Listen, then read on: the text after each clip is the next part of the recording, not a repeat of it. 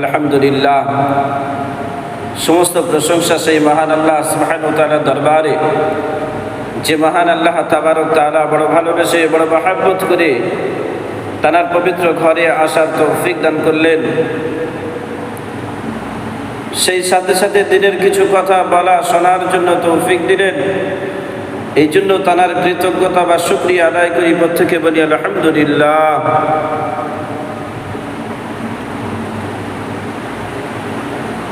আজকের আমাদের আলোচনা হুকুকুল্লাহ, হুকুকুল ইবাদ। হুকুকুল্লাহ মানে আল্লাহর কি হক, আর হুকুকুল ইবাদ মানে বান্দার হক। এই দুটি বিষয় এমন বিষয়, যদি কেউ এই দুটি বিষয় ফাঁকি দিয়ে যায় তাহলে অবশ্যই সে ধরা পড়ে যাবে। একটা হলো আল্লাহর হক, একটা হলো বান্দার হক। আল্লাহর হক মানে কি? বান্দার প্রতি আল্লাহ সুবহানাহু ওয়া তাআলার কি কি হক রয়েছে। বান্দার হক মানে একজন মানুষের প্রতি অপর মানুষের কি কি হক আছে। এই দুটি হক যদি আদায় আমি আপনি না করে যেতে পারি, যতই বড়ই আমি পীর সাহেব হোক আর হাজী সাহেব হোক আর গাজী সাহেব হোক, কোনো মতেই ছাড় পাওয়া যাবে না। আল্লাহর হক আল্লাহ চাইলে মাফ করে দিতে পারেন, কিন্তু বান্দার হক এমন একটা জিনিস, যতক্ষণ না সেই বান্দা ক্ষমা করবে, যতক্ষণ না বান্দা ক্ষমা করবে যার হক নষ্ট করা হয়েছে, আল্লাহ সুবহানাহু ওয়া তাআলা তাকে মাফ করবেন না। মনে রাখা দরকার, এই হুকুকুল্লাহ, হুকুকুল ইবাদ, আল্লাহর হক বান্দার হক আদায় করাটা আমাদের জন্য ফরজ, কোনো ওয়াজিব সুন্নাত নয়, ফরজ। যতক্ষণ না পর্যন্ত আমি আপনি আল্লাহ সুবহানাহু ওয়া তাআলার দুটি হক, বান্দার হক আল্লাহর হক, যতক্ষণ না আমি আপনি আদায় করব, ততক্ষণ পর্যন্ত আল্লাহ সুবহানাহু ওয়া তাআলা আমার আপনার প্রতি রাজি ও খুশি হবেন না, সন্তুষ্ট হবেন না। অর্থাৎ এই হক দুটি ফাঁকি দিয়ে আমি যতই দান করি আর যতই যা কিছু করি, যদি বান্দার হকের মধ্যে ফাঁকি দিই আর আল্লাহর হকের মধ্যে ফাঁকি দিই, তাহলে আল্লাহ সুবহানাহু ওয়া তাআলা লাখো লাখো সেজদা দিয়ে যদি কপালটা কালো করে ফেলি, দাগ ফেলেও পড়েও যায়, তারপরেও আল্লাহ সুবহানাহু ওয়া তাআলা কোনো প্রতিদান দেবেন না। কারণ আল্লাহ সুবহানাহু ওয়া তাআলা নিজেই রাজি হবেন না, আমার উপর অসন্তুষ্ট থাকবেন। মেরে মহতরম দোস্ত বুজুর্গ, আল্লাহর হক আর বান্দার হক যতক্ষণ না আমি আপনি আদায় করবো, আল্লাহ সুবহানাহু ওয়া তাআলা আমার আপনার প্রতি রাজি হবেন না, খুশি হবেন না। সাথে সাথে আমাদের দুনিয়াবি জিন্দেগিও শান্তিময় সুখময় হবে না।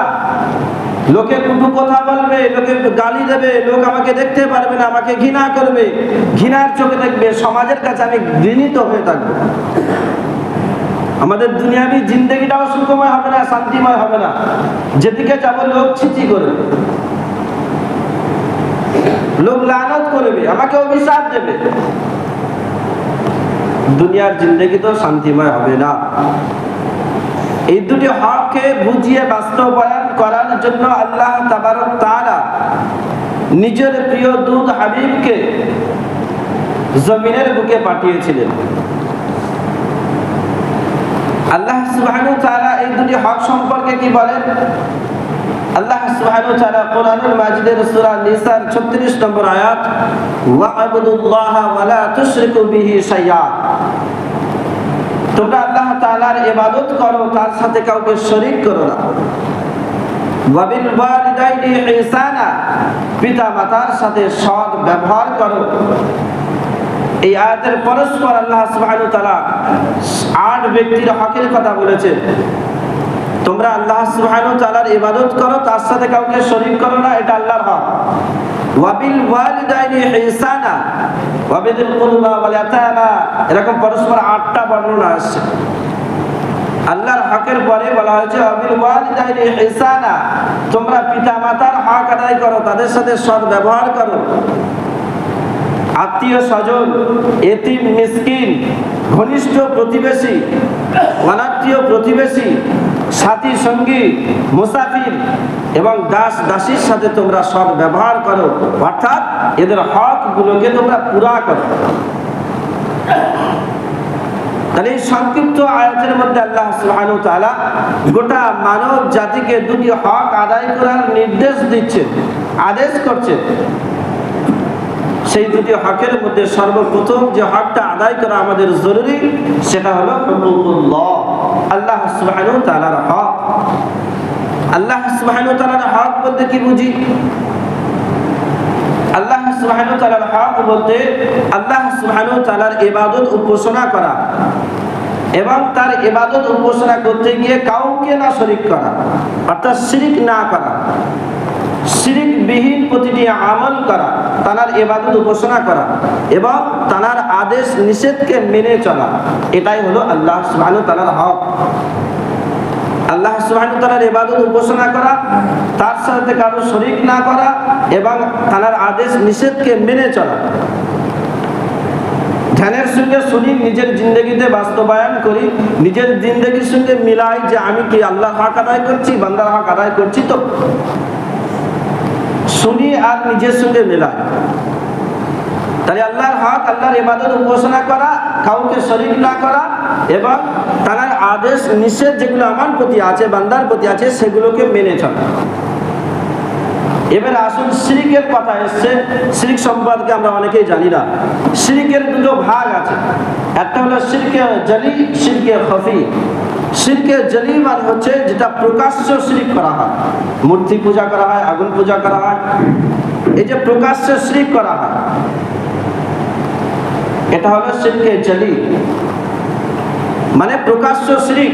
প্রকাশ্য শিরক মানে আল্লাহর মতো অন্য কাউকে প্রভু মনে করা, প্রভু সাব্যস্ত করা এবং তার যে গুণাবলী নাম আছে, সেই গুণাবলী নামের মধ্যে কাউকে শরীক করা। যেমন অনেক সময় হয়তো আপনারা দেখেছেন, অনেক গাড়িতে দেখা যায় লেখা থাকে বাপ আমার জন্মদাতা, গাড়ি আমার অন্নদাতা। বাপ আমার জন্মদাতা, গাড়ি আমার অন্নদাতা। এরকম ভাবে গাড়িকে অন্নদাতা মনে করা, গাড়ির দ্বারাই যা কিছু কামাই হয়, তার থেকে আমার পেট চলে, রুজি ইনকাম হয়, তো লিখে রেখেছে গাড়ি আমার অন্নদাতা, মানে রিজিক দাতা। এরকম গাড়িকে অন্নদাতা মনে করা হলো প্রকাশ্য শিরক। কারণ আল্লাহ সুবহানাহু ওয়া তাআলার যে ৯৯টা নাম আছে, তার মধ্যে একটা নাম কি? আর-রাজ্জাক, মহা অন্নদাতা। মহা অন্নদাতা মানে রিজিকের মালিক একমাত্র আল্লাহ সুবহানাহু ওয়া তাআলা। এটাই হলো প্রকাশ্য শিরক, শিরকে জলি। এবারে একটা মাসালা মনে রাখি, আমাদের সমাজে আমরা কি করি? যার নাম আব্দুর রাজ্জাক, আব্দুর রহমান, আব্দুল খালিক, আব্দুল মালিক, যার নাম আছে তারা আমরা কি করি? আব্দুর রাজ্জাককে রাজ্জাক বলে ডাকি, আব্দুল খালিককে খালিক বলে ডাকি, আব্দুর রহমানকে রহমান বলে ডাকি। মনে রাখবেন, এটা হলো হারাম, কাবিরা গুনাহ, ছোট গুনাহ নয়, বড় গুনাহ। আব্দুর রাজ্জাককে শুধু রাজ্জাক বলে ডাকাটা হচ্ছে কি মস্ত বড় কাবিরা গুনাহ, হারাম বলা হয়েছে।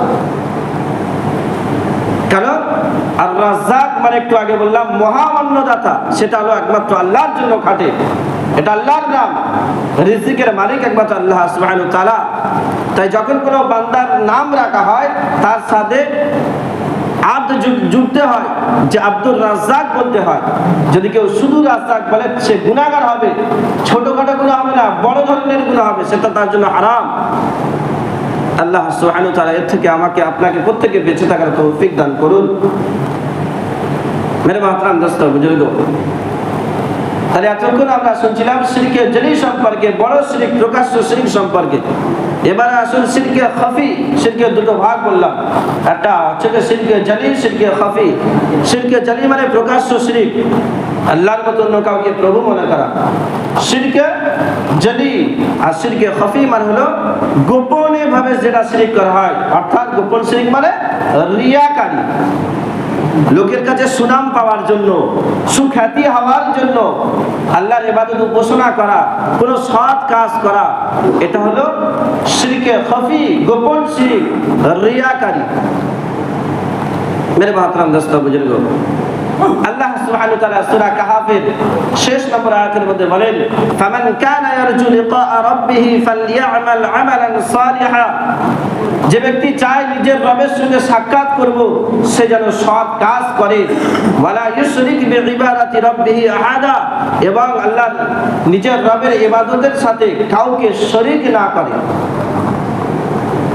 মেরে মোহতারাম দোস্ত বুজুর্গ, মনে রাখা দরকার শিরকে খফি এই জন্য বলা হয় যে আমি আপনি যে সৎ কাজ করি, যে আমলগুলো করি লোকের কাছে সুনাম পাওয়ার জন্য, সুখ্যাতি হওয়ার জন্য, লোকে ভালো বললে মনে করবে, আমার আমলটা লোকে দেখুক, এই মনে করে যে আমলগুলো করি, এটা যে শিরকে খফি, যেটা রিয়াকারী গোপন একটা শিরিক, এটা অনেকেই আমরা জানি না, যার কারণে এই শিরিকটার নাম হলো শিরকে খফি, মানে গোপন শিরিক। তো সূরা কাহাফের যখন এই শেষ আয়াত নাযিল হলো, অবতীর্ণ হওয়ার পিছনে একটা ঘটনা আছে। এক ব্যক্তি আল্লাহর নবীর কাছে গিয়ে বললেন, ইয়া রাসূলুল্লাহ, ইয়া হাবিবাল্লাহ, আমি যখন কোনো সৎ কাজ করি সেটা আল্লাহর উদ্দেশ্যেই করি, কিন্তু সাথে সাথে আমার মনে এটা আশা জাগে যে আমার আমলটা লোকে দেখুক। আমি যখন কোনো সৎ কাজ করি সেটা আল্লাহর জন্যই করি এবং লোকে আমার আমলটা দেখুক, এই আশাটা আমি করি। আল্লাহর নবী সাল্লাল্লাহু আলাইহি ওয়াসাল্লাম কোনো উত্তর দিলেন না, নিস্তব্ধ হয়ে গেলেন।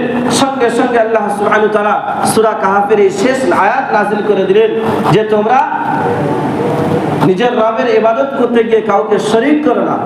অর্থাৎ এই আয়াতের মধ্যে রিয়াকারী শিরকে খফির কথা আলোচনা আসছে। মেরে মোহতারাম দোস্ত বুজুর্গ, অনেকে আমরা আছি যে এই শিরকে খফির মধ্যে অনেকেই আমরা লিপ্ত, হয়তো বা প্রকাশ্য শিরক করি না, কিন্তু কি হাজী সাহেব, কি মাওলানা সাহেব, যারা আমরা নামাজ পড়ি, ইবাদত আমল করি, বেশিরভাগ